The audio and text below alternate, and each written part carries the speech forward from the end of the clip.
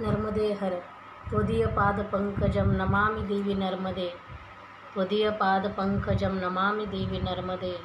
आज माझी पहिली पायी नर्मदा परिक्रमा अनुभव कथन 2013-14 व तीर्थ महात्म्य वर्णन भाग 19। त्यासाठी मी हरिभक्तीपरायण सौ सीमाताई नवनाथ महाराज आहेर, श्री क्षेत्र ताहराबाद, तालुका राहुरी, जिल्हा अहमदनगर येथून आपल्यासमोर लाईव्ह येत आहे।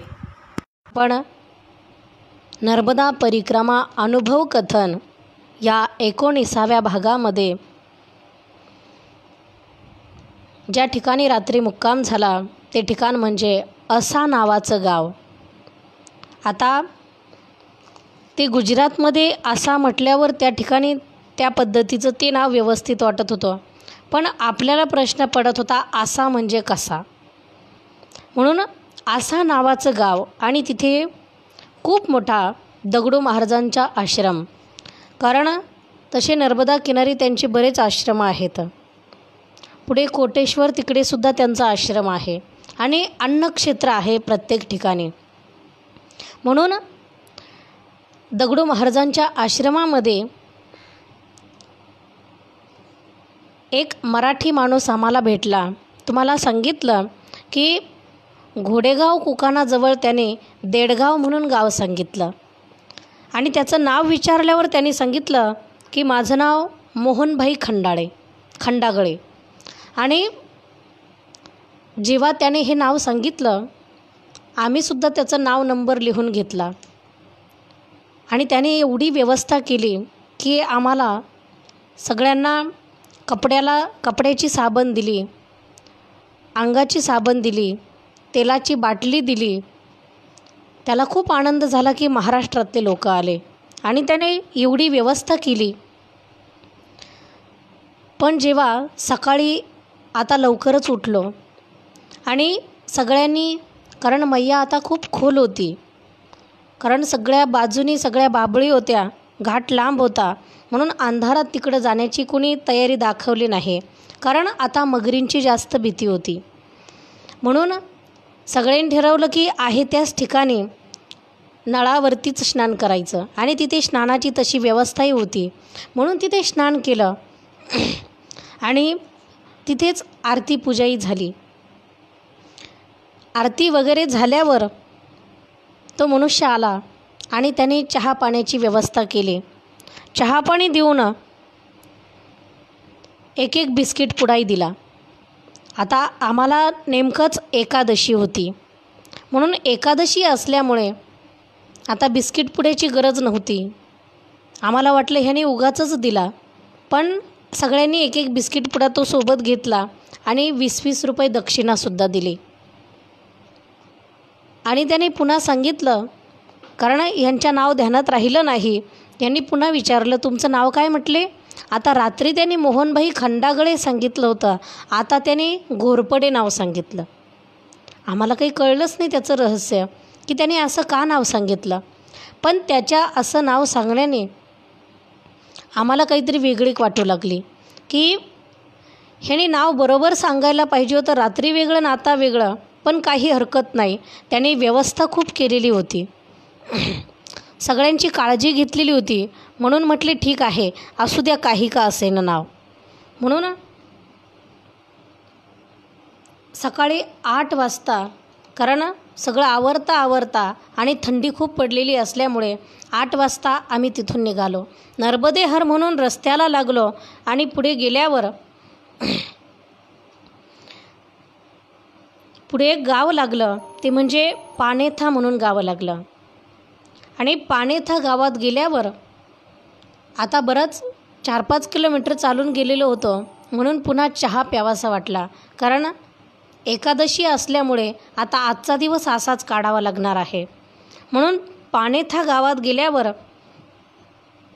महाराज म्हटले की आपण इथे एक किराणा दुकान दिसते, इथून काहीतरी वेपर्स वगैरे घेऊ आणि चहाही बघू।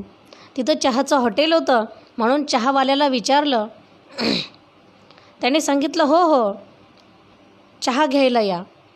त्या माणसाचं नाव होतं रमेशभाई अंबालाल. त्याने चहा तर दिला, सोबत एक एक बिस्किट पुडाही दिला. आता बिस्किट पुड्याची गरज नव्हती, पण का कुणास ठाऊक आज बिस्किट पुडा डबल भेटला. सकाळी दिला आणि आत्ताही दिला. सगळे म्हटले ठीक आहे, पण ओझ्यासाठी नको वाटायचं, पण तरीसुद्धा दिल्यावर घ्यावंच लागतं. त्याने चहाही पाजला आणि बिस्किट पुडाही दिला. म्हटले ठीक आहे. आता गावातून थोडं पुढं निघालो. एक गृहस्थ की ज्याचं नाव अतुल शेठ ह्याने सुद्धा खूप आग्रह केला. हे सगळे म्हटले नको नको, आत्ताच चहा घेतला आहे. पण त्याने सांगितलं नाही, चहा घेऊनच जावं लागेल तुम्हाला. त्याने सुद्धा 2-2 बिस्किट पुडे दिले आणि चहाही दिला. आता आज तर काही कळतच नव्हतं का कुणास ठाऊक इतकं. आणि एकादशी असल्यामुळे मैया मुद्दामून परीक्षा पाहत होती की काय हेही कळत नव्हतं. आणखी थोडं पुढं गेल्यावर एक मनुष्य आला आणि त्याने आम्हाला थांबवलं आणि सांगितलं, हे बघा, ही 100 रुपयाची नोट घ्या, सगळ्यांनी चहा प्या नाहीतर नाश्ता करा. आज एवढी दक्षिणा आणि एवढे बिस्किट पुडे का देताय कोण काही कळतच नव्हतं. आणखी पुढे चालू लागलो तर एक छोटंसं गाव लागलं, इंदोर नावाचं गाव, छोटं गाव. आणि त्या गावामध्ये गेल्यावर महाराज म्हटले आता तर वेफर्स घ्यावेच लागतील, कारण सकाळी तर बिस्किट पुडे घेतले, कारण तिथे चहा घ्यायला गेलो आणि वेफर्स घ्यायचे होते, पण त्या माणसाने आपल्याकडून पैसे घेतले नसते, कारण त्यांनी चहा फुकट दिला आणि एक एक बिस्किट पुडाही फुकट दिला, म्हणून त्याला पुन्हा वेफर्स मागणं योग्य नव्हतं. म्हणून आता मी बिस्किट असलेले वेफर्स पाहतो. म्हणून हे वेफर्स पाहण्यासाठी गेले माझे पतिदेव हरिभक्तीपरायण नवनाथ महाराज आहेर. बाकीचे सर्वजण आम्ही रस्त्याच्या कडेला थांबलो. तिथं एक छोटंसं हॉटेल होतं. म्हणे आता इथं चहा घेऊ. वेफर्स आणण्यासाठी गेले तेव्हा त्या चहावाल्या दुकानवाल्याने तिथे थांबवलं, वेफर्स पुडेही दिले आणि सांगितलं आता 2-2 पुडे दिले. आणि तेवढ्यात एक गृहस्थ तिथे आला, त्याचं नाव होतं मुकेशभाई. त्याने सांगितलं मी सगळ्यांचे पैसे देतो. अरे आज नेमकं काय भानगड आहे कळत नव्हती. त्याने वेफर्स पुड्याचे पैसे दिले, आणखी चहाचे पैसे दिले आणि बिस्किट पुड्याचे पैसे दिले. म्हणून आम्ही तसेच पुढे निघालो नर्मदेहर करून. आणि पुढे गेल्यावर गावाच्या बाहेर पुन्हा एक मनुष्य भेटला. त्याचं नाव होतं इंद्रावण भाई. त्यानेसुद्धा नर्मदेहर म्हणून पुन्हा 100 रुपये. आज म्हटलं काय सकाळी सकाळी काही मैयाची काय इच्छा आहे कळत नव्हती, म्हणून तेही पैसे घेतले आणि पुढे चालू लागलो. बऱ्याच अंतर काढून गेल्यावर एक नाना वासना म्हणून नावाचं गाव लागलं. त्या रस्त्याच्या कडेलाच एक मोठं बांधकाम चालू होतं आणि त्या वास्तूचे मालक म्हणजे महेंद्र सिंग यांनी चहाला थांबवलं. आणि ज्यावेळी चहा घ्यायला थांबलो तेव्हा आज मी थोडी अडखळत चालत होते, कारण माझा पाय खूप दुखत होता. पण कसं तरी ओढत त्यांच्या पाठीमागे चालावंच लागत होतं. माझ्यासाठी थांबा म्हणून म्हणू शकत नव्हते, कारण नर्मदा परिक्रमेमध्ये कुणी कुणासाठी थांबायचं नसतं आणि कुणासाठी थांबतही नसतं. जो तो आपापल्या आनंदामध्ये आणि आपापल्याच छंदामध्ये चालत असतो. म्हणून तर हे सगळे पुढं चालत होते. मी पाठीमागून कशी तरी तिथपर्यंत गेले आणि त्या घरी थांबल्यावर मला खूप बरं वाटलं. मी म्हटलं बरं झालं हे पुढं बसलेले दिसले. आणि पाठीमागून जाऊन मी बाहेरच लांब अशी बसले. पण त्या घरची जी बाई होती त्या माताजीने विचारलं, अरे माताजी तुमच्यासोबत आहे का? ह्यांनी सांगितलं हो. मग एवढ्या लांब का बसल्या? घरामध्ये या. म्हटलं नाही. ती म्हणे काही नाही यामध्ये. मी काही जातच नव्हते, हे सगळे पडवीत बसलेले होते, मी बाहेरूनच बसून राहिले. ती स्वतः मला घ्यायला आली, आतमध्ये घेऊन गेली आणि सांगितलं काय एवढ्या लांब बसल्या? मी तिला सांगितलं. त्यावेळी तिने सांगितलं काळजी करू नका. महाराज म्हटले आज तिचा पायही खूप दुखतोय तिला चालायला थोडं जडत जातं आहे. त्यावेळी तिने सांगितलं, काळजी करू नका, माझ्याकडे स्प्रे आहे. तिने माझ्या पायावर स्प्रे मारला, कारण घोटा खूप दुखत होता आणि पायाचा एक चवडाही दुखत होता. स्प्रे मारला आणि तिने औषधही लावलं त्याला. ज्यावेळी औषध लावलं आणि स्प्रे मारून तिने सांगितलं, पाय 2-5 मिनटं जरा झाकून ठेवा. आणि कापडात पाय झाकून ठेवला तेव्हा पायाला अशी गरमी आली आणि थोडं बरं वाटू लागलं. मग तिथं चहा घ्यायला बसलेलो असतानाच सगळ्यांच्या गप्पा निघाल्या. कुणी काय काय सांगू लागलं आणि गप्पा मारता मारता बराच वेळ निघून गेला. आणि मग चहापाणी घेऊन आता पुन्हा पुढे चालायला लागलो.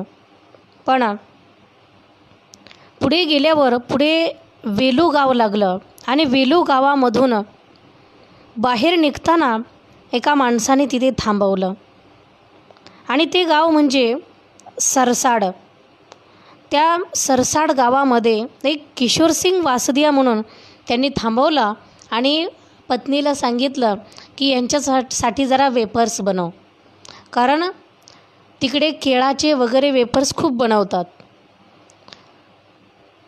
म्हणून त्यांनी सांगितलं ह्यांच्यासाठी वेफर्स बनव. त्या बाईने सुद्धा सुंदर सगळ्यांसाठी वेफर्स बनवले. आम्ही सगळ्यांनी वेफर्स खाल्ले. पण त्या गावाचं रहस्य आम्हाला माहिती नव्हतं की इथं नेमकं काय आहे. त्यावेळी त्या माणसाने सांगितलं, हे गाव म्हणजे या गावामध्ये तुमच्या महाराष्ट्रातली गोदावरी नदी जी आहे, ती गोदावरी नदी या ठिकाणी या गावामध्ये आलेली आहे. आम्ही म्हटलो कसं, कारण आम्हाला कोणालाच काही माहिती नव्हतं त्याबद्दल. त्यावेळी त्यांनी सांगितलं की ती गोदावरी जी आहे तिला या ठिकाणी गुप्त गोदावरी म्हणतात. पण इकडं कशी आली, काय आली? त्यांनी सांगितलं, ज्यावेळी नर्मदा मैया निघाली होती तेव्हा सगळे देव आले होते तपश्चर्या करण्यासाठी. सगळे तीर्थही आले होते, सगळ्या नद्याही आल्या होत्या. तुम्हाला सगळ्या नद्या नर्मदा मैयामध्ये दिसतील. बऱ्याच ठिकाणी त्यांची धारा आहेत. म्हणून सगळ्या नद्या जेव्हा आलेल्या होत्या तेव्हा गोदावरी मातेला सुद्धा कळालं की अरे, सगळे गेले नर्मदेला भेटायला, तिच्या किनारी तपश्चर्या करायला, मग मी का इथं राहावं. म्हणून ती सुद्धा गेली. कारण माझ्या महाराष्ट्रातल्या लोकांना पुण्य देऊन देऊन मलासुद्धा थोडी मलिनता आलेली आहे आणि मी सुद्धा आणखी पवित्र होऊन माझ्या महाराष्ट्रातल्या लोकांसाठी आणखी पुण्य देण्यासाठी आणखी पवित्र झालं पाहिजे, म्हणून ती तपश्चर्या करण्यासाठी गेली. पण तिला कळालं की आता जागा शिल्लक राहिली नाही. म्हणून ती इकडं तिकडं जागा शोधू लागली. तर सरसाड नावाच्या गावामध्ये ती नर्मदा किनारी उत्तर तटावरती गोदावरी माता तिथे थांबली. आणि तिथं गोदावरी मातेची धारा आहे. तिथे त्र्यंबकेश्वराचं मंदिर आहे. जुनाट मंदिर आहे, जुनाट शिवलिंग होतं, पण आता तिथे नवीन बांधकाम चालू आहे. म्हणून त्र्यंबकेश्वर तिथे आहे. आणि त्या गुप्त गोदावरीचं वैशिष्ट्य त्यांनी असं सांगितलं, ज्या माणसाला कुणाला त्वचारोग असेल, कुणाच्या पोटात सारखं दुखत असेल, कुणाला कोणताही त्रास असेल, त्याने फक्त त्या गुप्त गोदावरीची जी धारा आहे तिथे स्नान करायचं आणि तिथलं पाणी प्यायचं, त्याचा तो रोग निघून जातो. म्हणून बरेच लोक, आपल्या इकडचे लोकसुद्धा गेल्यावर तिथून गुप्ता गोदावरीचं जल आणतात की कुणाला जर काही त्वचारोग असला तर तिथे मलमासारखं लावलं तर त्याचा तो त्वचारोग जातो. अशी भावना आहे, श्रद्धा आहे. म्हणून त्यांनी सांगितलं, तुमची ती गुप्त गोदावरी आहे इथे. आम्हाला खूप आनंद झाला की ते आपण बघायला पाहिजे. पण गावाच्या बरंच पुढं गेलेलो होतो आणि पुढच्या बाजूला थांबलेलो होतो, म्हणून आता परत मागे येता येत नव्हतं. कारण पुन्हा जर मागं गेलं तर परिक्रमा खंडित होती. परिक्रमेचा नियम आहे, पुढं निघालं तर पुढंच चालायचं. मागे आपली कोणती वस्तू राहिली तरीसुद्धा परत मागे जायचं नाही. नर्मदा परिक्रमा खंडित होती म्हणून आम्ही मागे आलो नाही. पण मनात खूप रुखरुख वाटत होती. दिवसभर असं वाटायचं की आपण गोदावरी बघायला पाहिजे होती. आपली असून आपण तिला बघू शकलो नाही आणि पुन्हा कधी येणं होईल असं तर कधीच वाटत नव्हतं. म्हणून सगळे नर्मदेहर म्हटले, त्यांच्याकडून माहिती घेतली आणि आता पुढे निघालो. पण पुढे जात असता थोडंसं 2-4 पावलं चालत गेल्यावर लगेच कुणीतरी नर्मदेहर म्हटलं आणि नर्मदेहर म्हणून त्या माणसाने आम्हाला थांबवलं. वयस्कर होते आणि त्यांचं नाव होतं जगदीशभाई. त्यांनी थांबवलं आणि सांगितलं, आता थोडा थोडा चहा घ्या.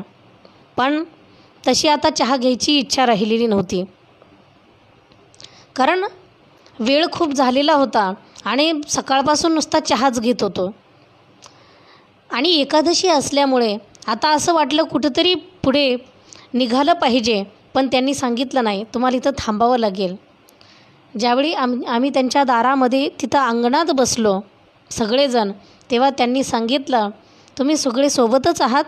सांगितलं हो.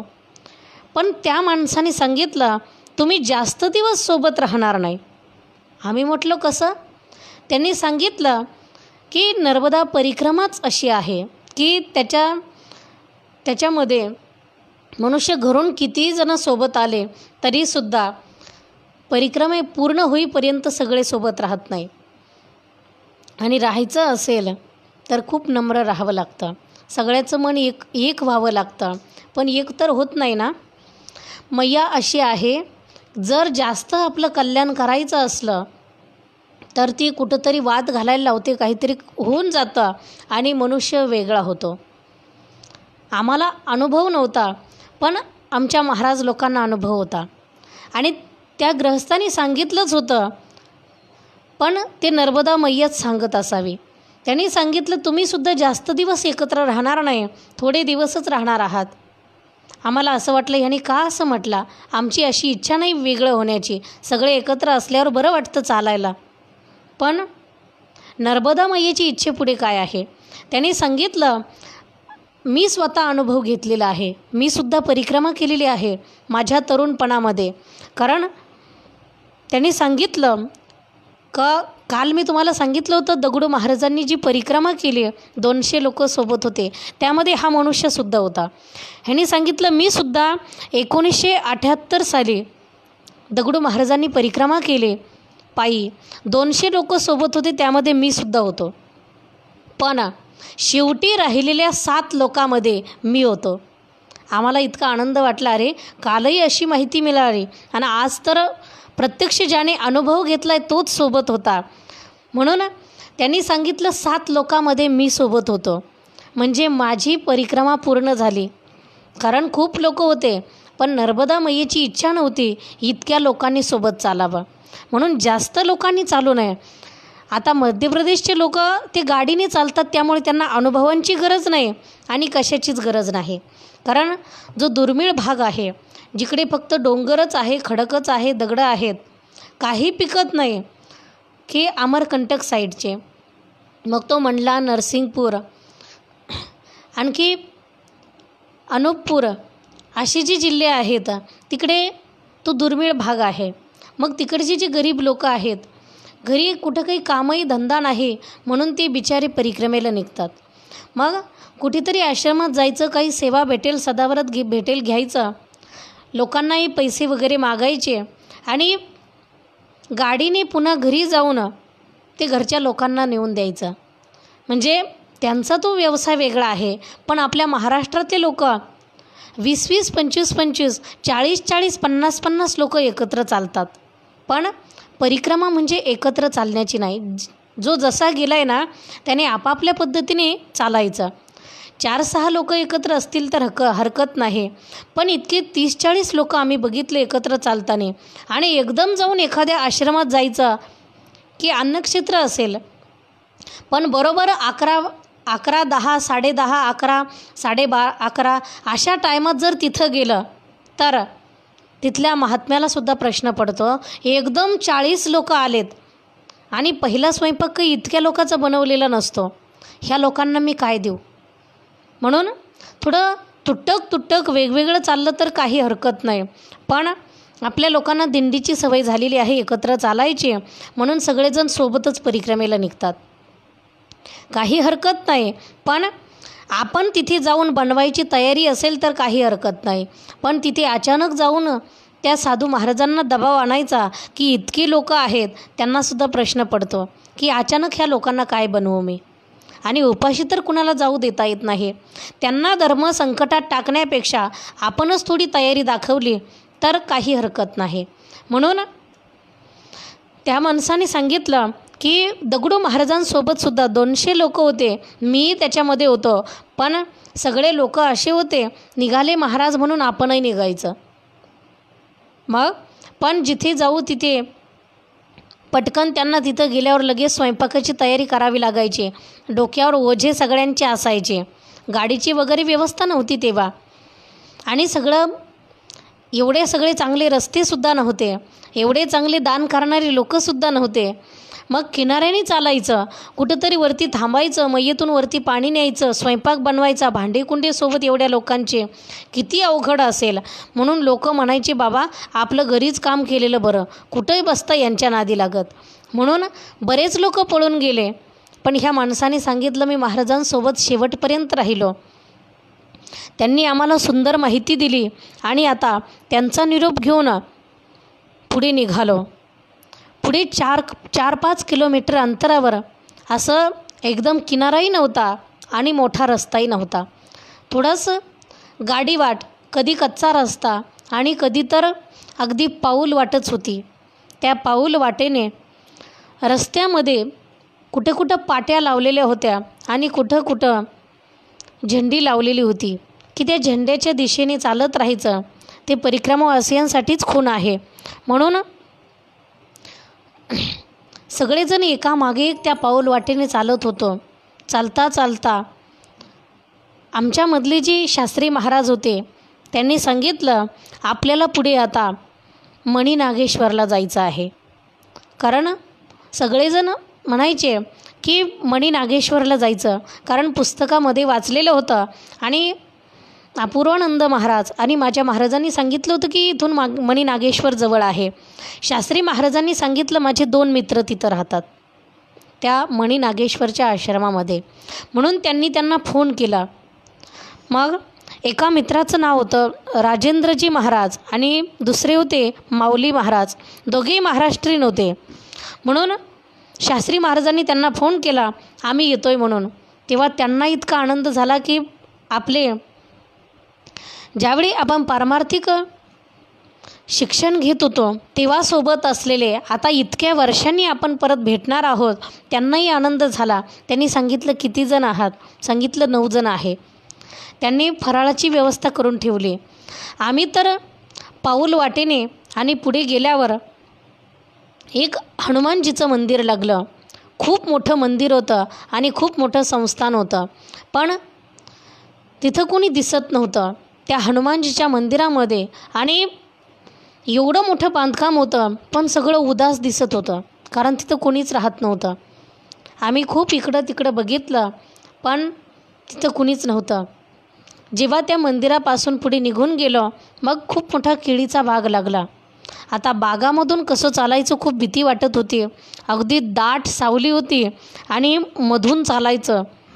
दोन्ही झाडांच्या रांगेच्या मधून चालत होतो, पण नर्मदे हर करत करत, कारण अडचण खूप होती आणि त्या अडचणीमुळे गवतामुळे खूप भीती वाटत होती. पण नर्मदे हर म्हणत म्हणत कसा तरी रस्ता काटून पुढे आश्रम दिसू लागला. आणि अगोदर गोशाळा लागली. डाव्या हाताला इतकी मोठी गोशाळा होती. त्या गोमातेची जी बछडं आहेत, 10-15 बछडं तांबड्या रंगाचे, अगदी छोटे छोटे, बाहेर त्या मोकळ्या जागेमध्ये असे उड्या मारत होते, खेळत होते. त्यांच्याकडे बघून इतका आनंद वाटला, आम्ही तर आमची भूकही विसरून गेलो. सगळे म्हटले की यांनाच बघत राहो. बॅगाही पाठीवर तशाच आहेत आणि त्या बछड्यांचा खेळ बघत बसलो. हे त्याला मारतंय, ते त्याला मारतंय, अगदी त्यांचं मजा चालू आहे. आणि त्यांची गंमत बघून पुढे गेलो तर तो आश्रमातलंच अंगण होतं. म्हणून लगेच ते महाराज मंडळी वाटच पाहत होते. गेल्याबरोबर ते नर्मदे हर म्हटले, अरे किती वेळ लावला तुम्ही? फराळाचं बनवून ठेवलं तुमच्या वाट्याचं आणि किती वेळ झाला? भूक लागली नाही का तुम्हाला? ह्याने सांगितलं, तसं काही नाही, चहा वगैरे घेत आलो आहे. ते म्हटले, जा पटकन खाली आणि आसन लावा. आश्रमाची समोरची बाजू उंच होती आणि पाठीमागची बाजू खोल होती, म्हणून खूप पायऱ्या उतरत उतरत खाली गेलो आणि पलीकडच्या बाजूने तिकडून मैयेवर जाण्यासाठी घाटही होता.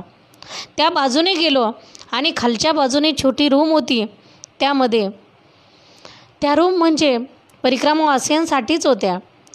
ती रूम त्यांनी एक उघडून दिली. तिथे आसन लावलं आणि सांगितलं, पटकन आता तयार व्हा, हातपाय धुवून लवकर या, कारण 4 वाजलेले आहेत. तुम्हाला फराळ करायचं आहे ना? सगळे म्हटले हो. आता मैयेमध्ये हातपाय धुण्यासाठी जायचं होतं, पण त्यांनी सांगितलं नाही, कारण इथं मगरींची खूप भीती आहे, तुम्ही आत्ता तिथे जाऊ शकत नाही. मग नळावरतीच हातपाय धुतले, कारण तिथं खूप मोठी टाकी होती, पाणी होतं आणि सगळ्यांनी हातपाय धुवून लगेच फराळासाठी पंगत धरली. मीही एका बाजूला बसले आणि तसं सकाळचं फराळ, पण आता 4 वाजलेले आहेत. मीही बाहेरच्या बाजूला बसले आणि ते सगळे आत पंगत धरून बसलेले होते. सगळ्यांनी फराळ केलं. फराळामध्ये तर त्यांनी अगदी खिचडी, बटाट्याची भाजी आणि ताक एवढं सगळं दिलं आणि सगळ्यांना अगदी घरच्यासारखं वाटू लागलं. खूप आनंद वाटला त्या दिवशी. आणि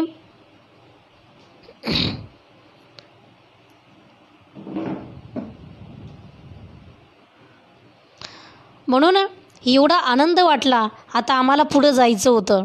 महाराज म्हटले, आमचे आणखी एक महाराज आहेत, आम्ही पहिल्या परिक्रमेत मध्ये तिथं गेलो होतो, इथून 2 किलोमीटर आहे, आपण तिथे जाऊ. पण हे माऊली महाराज आणि राजेंद्रजी महाराज यांनी भगवान महाराज शास्त्रींना सांगितलं, अरे आपण इतक्या दिवसांनी भेटलो आहे आणि ही सगळी मंडळी, आता आपली सगळ्यांची भेट काही झाली असती का? म्हणून आपण आज तुम्ही जायचं नाही, आज मुक्काम इथंच करा, आपल्याला रात्री खूप गप्पा मारायच्या आहेत आणि इथंच मुक्काम करायचा आहे. मग सगळे म्हटले ठीक आहे, कारण आपल्या महाराष्ट्रातले माणसं आहेत आणि पारमार्थिक महाराज मंडळी आहेत, काहीतरी चांगल्याच गोष्टी यांच्याकडून ऐकायला मिळतील, म्हणून तिथे थांबलो. पण आता पाहता पाहता कधीच 5 आणि 6 वाजले. पुन्हा आरती पूजेचा टाईम झाला. संध्याकाळची आरती करून घेतली आणि ते महाराज मंडळी आता त्यांचं सगळं आवरून आमच्याजवळ येऊन बसले. त्यांना खूप आनंद वाटत होता. ते नवीन नवीन काही गोष्टी सांगत होते. पण काही महाराज मंडळींनी विचारलं की या मणिनागेश्वर या ठिकाणाचं महत्त्व काय आहे. त्यांनी सांगितलं, इथे पहिले जे बाबाजी होते ते बाबाजी म्हणजे नर्मदा गिरीजी महाराज होते. खूप पूर्वीची गोष्ट आहे. त्यावेळी ते जे महाराज होते ते इथं सुरुवातीला आले आणि इथं तपश्चर्या करू लागले, साधना करू लागले. तेव्हा एक नागदेवता, खूप मोठा नाग इथं यायचा आणि त्यांच्या डोक्यावरती सावली धरायचा. पण त्यांनाही कळत नव्हतं, तो त्यांच्यासोबतच राहायचा. ते साधना करत राहायचे. पण बरेच दिवस निघून गेले आणि नंतर त्याने त्यांना एक नवीन गोष्ट सांगितली. आणि ती गोष्ट म्हणजे त्याने सांगितलं, इथं खूप मोठी गुफा आहे आणि या गुफेचा दरवाजा मी तुला दाखवतो. म्हणून त्या नर्मदा गिरीजी महाराजांना त्या नागदेवतेने तो गुफेचा दरवाजा दाखवला आणि त्या गुफेमधून तो नाग त्यांना आत घेऊन गेला. तर आतमध्ये काय होतं माहिती? खूप मोठं, जसा राजमहाल असतो ना, आपण प्रत्यक्ष तर पाहिला नाही, पण आपण रामायण श्रीकृष्ण मालिकेमध्ये तरी आपल्याला बघायला भेटतं कमीत कमी. त्यामध्ये जसा राजमहाल आहे तसा महाल आणि त्याच्यामध्ये रत्नजडित अशी सुंदर शय्या होती. आणि ती शय्या म्हणजे ती नागाची शय्या होती. नागदेव तिथं झोपायचे. त्या नागदेवतेने त्या नर्मदागिरी महाराजांना सांगितलं, आजपासून तू सुद्धा याच शय्येवर झोपायचं. तो नाग आणि ते महाराज त्या शय्येवरती शयन करायचे, झोपायचे. आणि असं बरेच दिवस चाललं. मग पण नंतर लोकांना माहिती झालं, कारण त्यावेळी तिथं जंगल होतं, तिकडं अगोदर कोणी जात नव्हतं. पण लोकांना माहिती झालं की हे बाबा नागासोबत राहतात आणि आतमध्ये गुफा आहे आणि आतमध्ये शय्यासुद्धा आहे, ही सगळी माहिती मिळाल्यावर लोक तिथं यायला लागले. आणि मग नागदेवतेने सांगितलं, कारण नागदेवतेचं काम खूप कडक असतं, त्याला जास्त कुणाचा स्पर्श नको असतो. म्हणून त्याने सांगितलं होतं, मी एकांतात राहतोय आणि तू सुद्धा माझ्यासोबत आहे. पण हे सगळे लोक यायला लागले म्हणून सांगितलं, हा दरवाजा बंद करून टाक. आणि तो दरवाजा तेव्हापासून बंद केलेला आहे. म्हणून मणी नागेश्वर की जे रत्नजडित मण्यांचा ती शय्या आहे म्हणून तिथे. आणि असं सांगतात तिथं सगळे सर्प असायचे. आम्ही ज्या खोलीमध्ये आम्हाला दिली होती जी खोली थांबण्यासाठी, सांगितलं या खोलीमध्ये सगळे जिकडे तिकडे सर्प असायचे. आणि ते महाराज त्या सर्पांच्या सोबतच झोपायचे, सर्पांच्या सोबतच राहायचे. खूप विशेष आहे ते, कारण आपल्याला बोलायला सोपं वाटतं आहे पण ते प्रत्यक्ष अनुभवायला किती अवघड आहे. म्हणून अति पवित्र ते मणी नागेश्वर ठिकाण. आणि मलासुद्धा त्या रात्री खूप भीती वाटायची, कारण मी नेमकं कुठं झोपलं पाहिजे, मी कुठं राहिलं पाहिजे, असे मलासुद्धा प्रश्न पडायचा. पण माझं मी एका कोपऱ्यात आसन लावलेलं होतं आणि नर्मदा मैयेची आणि नागदेवतेची माफी मागून मी तिथं राहिले. पण जे मणी नागेश्वर ठिकाण आहे त्याचं नर्मदा पुराणामध्ये सुद्धा वर्णन आहे. पण पलीकडच्या बाजूला सुद्धा, पलीकडच्या तीरावरती सुद्धा एक मणी नागेश्वर आहे की जे उत्तर वाहिनीच्या परिक्रमेमध्ये लागतं. त्याची कथा ती वेगळी कथा आहे, तुम्हाला मी पलीकडून गेल्यावर ती कथा सांगून जाईल. म्हणून मणी नागेश्वर या ठिकाणी रात्री ते महाराज मंडळी त्यांचं सगळं तिकडचं आवरल्यावर आम्हाला सांगितलं पुन्हा फराळाला चला. अरे आता तर 4 वाजता फराळ केलं आहे, 2-3 तासात किती भूक लागणार आहे. पण मैया द्यायला लागली ना खूपच देते, आणि मग देणार नसली ना मग खूप सगळंच काही घेते. म्हणून आता अवहेलना नको, त्यांनी केलं आहे आपल्यासाठी, बनवलं म्हणून थोडीशी भगर थोडी घेतली आणि पुन्हा सगळेजण आपापल्या आसनावरती आले. आता पुन्हा सगळ्यांनी झोपायची तयारी चालू आहे. पण दोघे महाराज मंडळी पुन्हा आले, कारण त्यांना खूपच आनंद होत होता. मग शास्त्री महाराजांसोबत आणि माझे महाराज अपूर्वानंद महाराज सगळेच मुंबईकर मंडळी सगळेजण त्यांच्यासोबत, कारण ते मराठीत बोलत असल्यामुळे आता वायाळदादा आणि शेळके बाबालासुद्धा बोलायची अडचण येत नव्हती, कारण आम्ही 2-3 माणसंच असे होतो, ते दोघं आणि मी. आम्हाला जास्त हिंदी जमत नव्हती, बाकीचे हे सगळे यांना हिंदी बोलायची सवय होती. आम्हाला कळायचं पण बोलावं कसं ते कळत नव्हतं. एक शब्द बोलला की दुसरा शब्द मराठीत यायचा, म्हणजे हिंदी सगळी हेलपाटे खायची. मग कारण ते एक विनोदाने सांगत असतात महाराज की दोघी म्हाताऱ्या होत्या, कीर्तनाला गेल्या आणि काल्याचं कीर्तन होतं आणि महाराजांनी हिंदी अभंग घेतला, हिंदी गवळण. पण कीर्तन झाल्यावर जेव्हा त्या जेवायला बसल्या ना दोघी जणी, तर त्या एकमेकींना म्हणायच्या, काय गं आजचं महाराज तर जरा हिंदीच बोलायचं. ती म्हणे बोलू दे की. ही म्हणायची नाही गो, पण ते जरा हिंदीच बोलायचं. ती म्हणे बोलू दे हिंदी, तू खा बुंदी. म्हणजे हिंदी, आमची हिंदी जी होती ना ती अशीच होती. आम्हालाच कळत नव्हतं आता पुढचा शब्द काय म्हणायचा. एक म्हटलं की दुसरा घोटाळा व्हायचा. म्हणून आम्ही जास्त बोलायचं टेन्शन घेत नव्हतो. आम्ही फक्त ऐकायचो त्यांचं काय चाललं ते, आणि तेच ध्यानात ठेवायचं. म्हणून ते सगळे मराठी असल्यामुळे सगळेच मराठीमधून खूप गप्पा मारत होते. त्यांच्या आश्रमात संस्थेत शिकत असताना, वेदांताचा अभ्यास घेत असताना, आळंदीमध्ये शिक्षण घेत असताना, पुन्हा शास्त्री होण्यासाठी तिकडे हरिद्वारला गेले असता तिकडचे अनुभव सांगायचे. खूप काही त्यांच्या गप्पा चालल्या होत्या आणि खूप आनंद वाटायचा ते ऐकायला. आता झोपही उडाली होती सगळ्यांची. 11-12 वाजत आले होते तरीसुद्धा झोप येत नव्हती. पण नंतर त्यांनी बघितलं, अरे इतका टाईम झाला आहे, पण त्यांनी सांगितलं नाही आज तुम्हाला झोपूही द्यायचं नाही आणि उद्या इथून जाऊही द्यायचं नाही. पण सगळे म्हटले आता तुम्ही महाराज आहात, तुम्हाला माहिती आहे कसं आहे, सगळ्यांनी पुढे कार्यक्रम घेतलेले आहेत, म्हणून आज थांबणं गरजेचं आहे. म्हणून त्यांनी सांगितलं ठीक आहे. आणि मग ते नर्मदेहर म्हणून वरती निघून गेले आणि आम्ही आजचा विश्राम इथेच झाला. नर्मदेहर.